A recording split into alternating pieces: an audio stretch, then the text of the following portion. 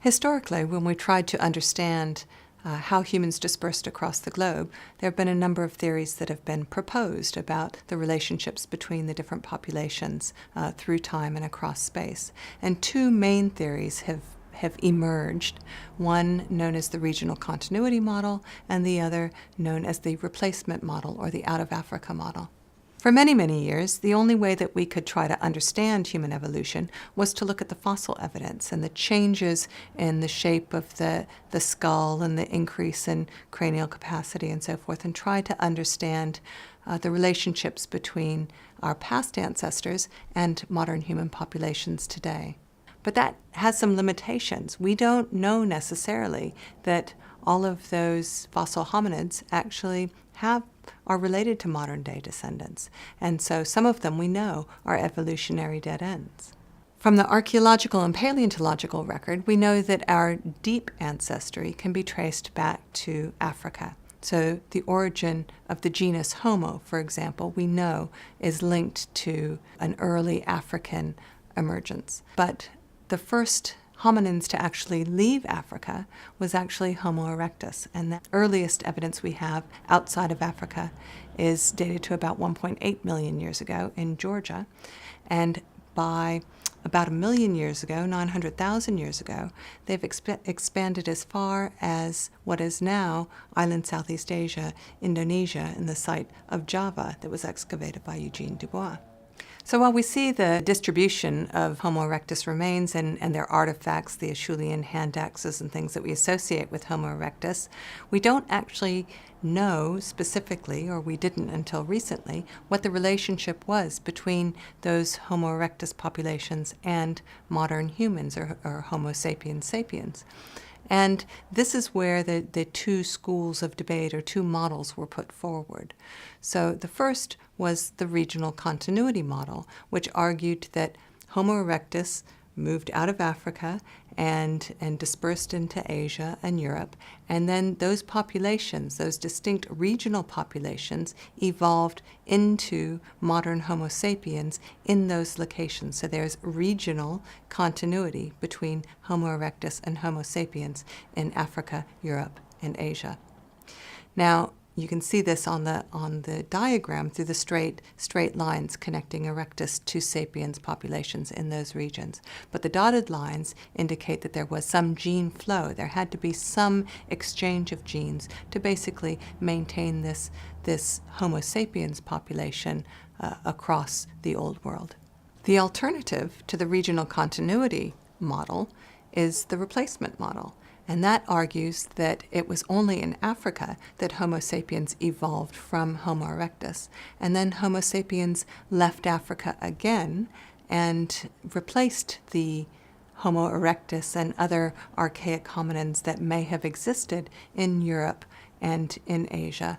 And therefore, this was known as the replacement model, or the out-of-Africa model for modern human expansion. So the two theories of regional continuity and out-of-Africa model were pretty much equally supported by the paleontological evidence, and both were possible explanations. But in the 1980s, it was DNA evidence that really swung the pendulum in favor of one of those models. And it is the work of the New Zealand-born scientist Alan Wilson, who was at the University of California, Berkeley, who realized that we could use the DNA of living people today, and in particular their mitochondrial DNA, to reconstruct evolution backwards from the present into the past. It was Alan Wilson and his graduate students, Rebecca Kahn and Mark Stoneking, who came up with the theory of the mitochondrial Eve hypothesis. And this was based on looking at the mitochondrial DNA diversity of people around the globe and reconstructing the last shared common ancestor, which they were able to identify as a DNA lineage that existed in Africa and probably in East Africa between 150 and 200,000 years ago. And this evidence, the fact that all modern human populations could be traced back to an African Eve, so to speak, really was the data that pushed kind of the majority and support for the out of Africa or replacement model for modern human expansions. So what the mitochondrial DNA data allowed us to do was, by looking at variation across populations across the globe, we could actually start to reconstruct the migration of people out of Africa, beginning about 65,000 years ago, and across the globe into Europe, around 40,000 years ago, Australia and New Guinea, 50,000, maybe even 60,000 years ago, and into the Americas about 15,000 years ago, and finally out into the Pacific, arriving in Aotearoa, New Zealand, only 750 years ago. And that was the last landmass that people actually colonized for the first time. So we first had the genetic evidence for the out of Africa replacement model based on the mitochondrial DNA. This has now been supported by other lines of evidence, including analysis of the Y chromosome DNA variation, which also we can trace back to an African lineage, and this has been called the African Adam. So we can use the Y chromosome variation and its distribution across the globe to reconstruct the migrations of men across the landscape in a similar way that we look at the mitochondrial DNA to trace the migration of women.